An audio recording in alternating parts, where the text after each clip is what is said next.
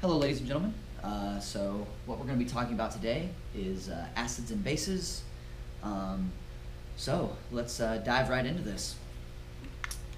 So these are all the chapter objectives that you're going to have to cover. Now, just to save time, I'm not going to go through them all. I will post this PowerPoint so you'll have access to it. You can see it.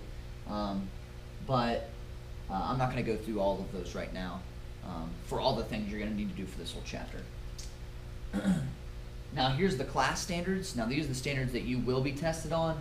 You're going to have to talk about properties of acids and bases. You're going to have to describe properties of acids and bases, classify them into two types, which are called Arrhenius and bronstead-lowery. We'll talk about those today. You're also going to have to calculate the pH and pOH of a solution, and we'll talk about that in the days to come. Then we're also going to revisit some other calculations. We're going to talk about mole conversions. Yes, we're still going to be talking about those. And we'll also talk about solution concentrations and how to calculate them. And when we get there, we'll talk about those.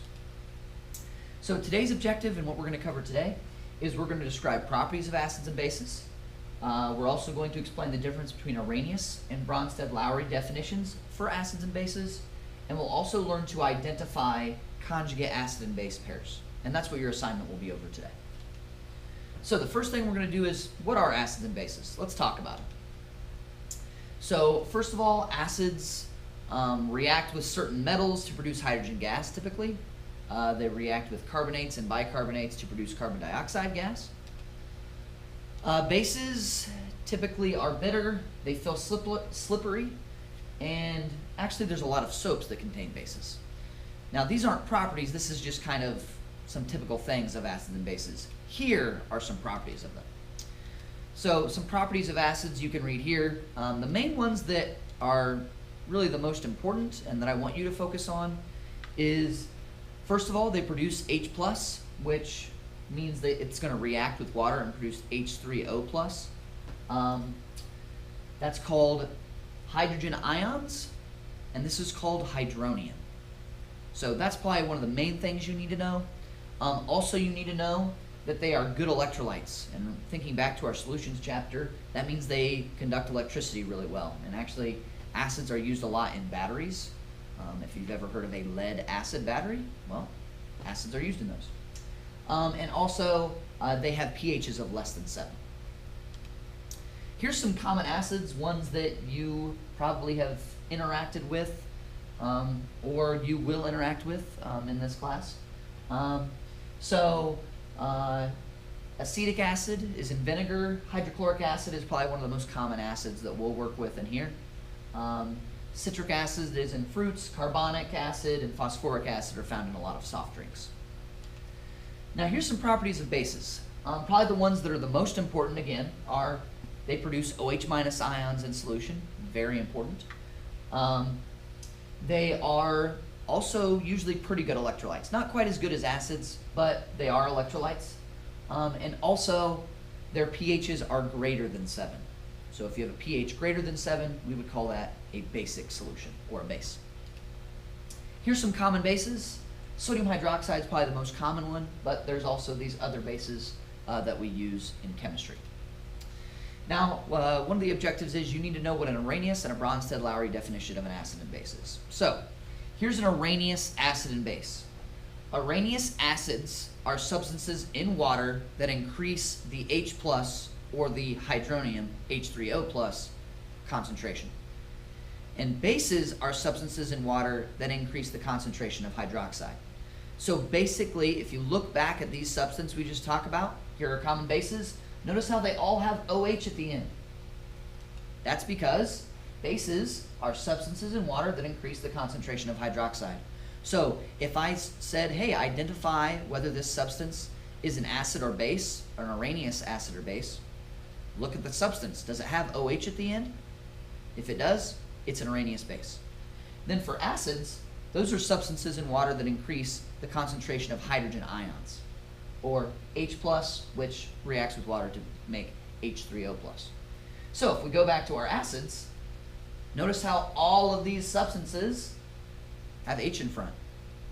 They are Arrhenius acids, and it's because of that H. That H, those hydrogens typically in front will actually come off, and that's what increases the H plus concentration. That's how you can identify Arrhenius and Bronstead-Lowery acids and bases. Now, sorry, I said Bronstead-Lowery. Here's Bronstead-Lowery definition of acids and bases. And these are a little bit simpler, but they can be a little more, at least simpler to define. Their definitions are a little bit shorter, but it's a little bit more complicated to identify what's the acid and what's the base. So here are simple equations that show us how to identify Bronstead-Lowery acids and bases. So typically Bronstead-Lowery acids are going to be a substance that donates a proton. And all that a proton is hydrogen, H plus. So if you look at these substances, HA represents our acid and B represents our base. Now bases are substances that will accept protons. So basically, in order to identify a Bronstead-Lowery acid and a Bronstead-Lowery base, we have to look at a balanced chemical equation. We have to go, okay, what happened here? Notice how the HCl here reacted with water to produce H3O plus and Cl minus. Well, we always ask ourselves, what happened to the base? Or what happened to the acid? Okay, let's look at these two substances. Now, the reason that this substance is an acid is, first of all, because it's the substance that donated a proton. Notice how this HCl went from here to being Cl minus. Notice the only difference between these two things is a hydrogen. Well, that means that this substance donated a proton.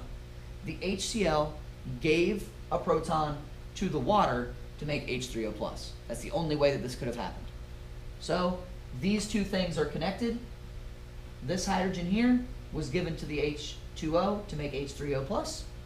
That makes HCl the acid.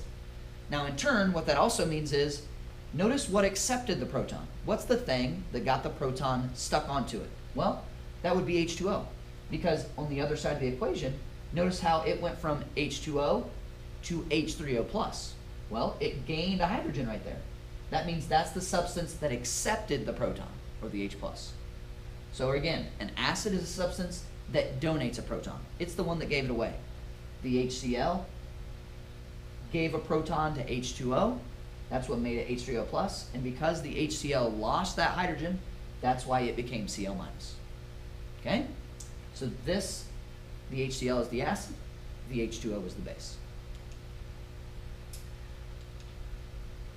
So really all that a proton is really just a hydrogen atom minus its electron. And this is what makes this difficult. The difficulty of Bronstead-Lowery acids and bases is it depends on how they behave in a reaction. Okay? Here water acted like a base, but it could also act like an acid, and we'll see that here. So now we're going to talk about some conjugate acid and base pairs. So remember how I said in the last problem that some of these things are connected. So the acid and the conjugate base are going to be connected. The base and its conjugate acid are going to be connected. So the conjugate base is the species remaining after an acid has transferred its proton. So in the previous problem, HCl gave away a proton, it became Cl minus. This is the acid, and this is its conjugate base. The base accepted a proton, which is H2O, so that's the base, but add on the proton or the hydrogen and you get H3O plus, that means that's the conjugate acid. So let's look at some. These are just shorthand notations for any type of acid. So an acid is something that has hydrogen in front. If you have something that lost its hydrogen, that's what makes it a conjugate acid and base pair. The A minus in this case is what we would say is the conjugate base. Then if you have the base and it received a hydrogen, that's what we would call the conjugate acid and base pair, in which HB is the conjugate acid of your base, which is substance B. Now I know that might seem kind of confusing because we're using these letters that really aren't substances, but we'll look at some examples here. So here's what I want you to notice. Okay, Bronstead-Lowery acids, again, they donate a proton. So if you look at this substance here, NH3, and it reacts with H2O. Well, let's look at what happened to NH3. Did NH3 become OH minus? No. NH3 became NH4. So where did it get that extra hydrogen from? Well, it had to get it from water. So what that means is that means that water, H2O, gave a proton to NH3. Well, if water donated a proton, that's what makes it an acid. It's a proton donor. That's why it's labeled as an acid here. Then we ask ourselves, okay, if NH3 accepted the proton, well, a base is a proton acceptor, which means NH3 is our base. Now, notice how NH3 and NH4 only differ by a hydrogen, by a proton. That's what makes this the conjugate acid, and that's what makes this acid, the H2O, its conjugate base went from H2O to OH minus.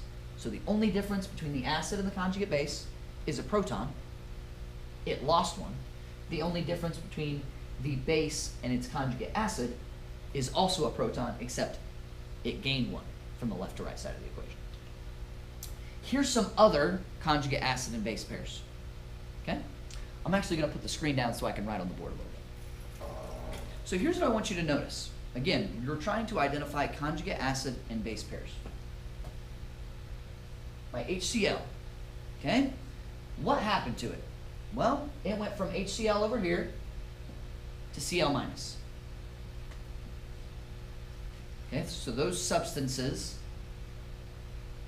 the only thing different between them is a hydrogen. Notice how here, these two things, the only thing different between those two things is a hydrogen. And then we ask ourselves, which one donated and which one accepted a proton? Well, notice how HCl went to Cl minus on the other side. Well, it lost a proton, which means it's the one that donated, which means it's the acid. That's why this one is labeled as acid here. Then the base, that's going to be the substance that accepted a proton. Well, notice how H2O went to H3O plus here. It increased by one proton amount. That means it accepted the proton. So this is our acid. Then the only difference between HCl and Cl minus is that proton, which makes Cl minus the conjugate base. Then because H2O is the one that received the proton, and it's the base, the only difference between that one and the H3O plus is the gaining of a proton or hydrogen, which means that's the conjugate acid. And all of these other two work the exact same way. This one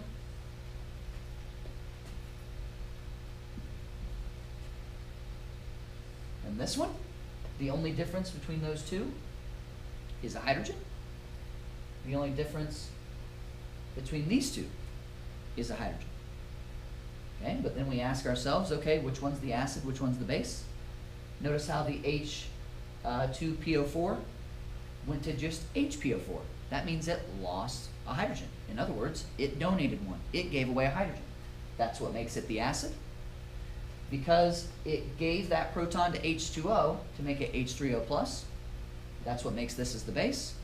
Then to identify our conjugate acid and conjugate bases, the difference between this substance, which is our acid, and this substance is a hydrogen, which makes this the conjugate base, and makes this the conjugate acid. Okay? Then for our last one, notice how now we have NH4 plus reacting with water. Well, let's look at what happened to NH4 plus. NH4 plus went to NH3, because the only difference between those two things is a hydrogen. And because it lost a hydrogen, that makes this the acid, that makes this the base, and notice how the only difference between H2O and H3O plus is a hydrogen. So if this is the acid, that means that this other substance is the conjugate base. If this is the base, that means the other substance is the conjugate acid. Notice this main thing. The only difference between the two is that the acid and the conjugate base only differ by a hydrogen. The base and its conjugate acid only differ by a hydrogen. Okay? And that's all I have for you today. But what I do want to show you is what you're going to be doing on your assignment. And what you're going to be doing is these things. Well, you need to list some of the properties of acids and bases, which were on this PowerPoint. Whoops. You need to say, according to the Arrhenius theory, what an acid and base is, and also according to the Bronstead-Lowery definitions of acids and bases. Then you're going to do what we just did in those problems. You're going to look at substances, and you're going to identify what the acid is, what the base is, what the conjugate acid is, and what the conjugate base is. So I'd like to do that one with you first. So we look at these substances, and we go, okay, my acid and base will always be on the left side, and my conjugate acid and base will always be on the right. So I look at this substance here, and I look at what it changed to. Notice how the only difference between NH4 plus and NH3 is one hydrogen. So those two are connected. Then the only difference between these two is a hydrogen.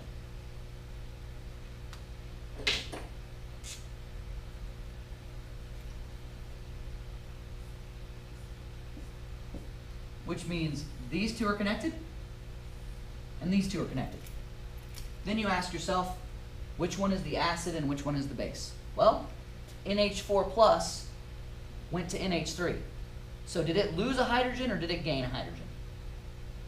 Well, its hydrogen amount went down by 1, which means it gave one away, which means it donated a proton, which makes this the acid, which means this is the base because it accepted that proton. Then the acid always goes with the conjugate base.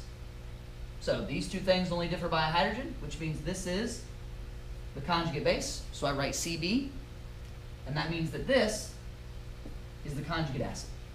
And that's how you do those problems. On numbers 5 and 6, all you're going to do is you're going to list the conjugate acids of these substances. Now, that means that the following substances behave like bases. So if you notice, whoops,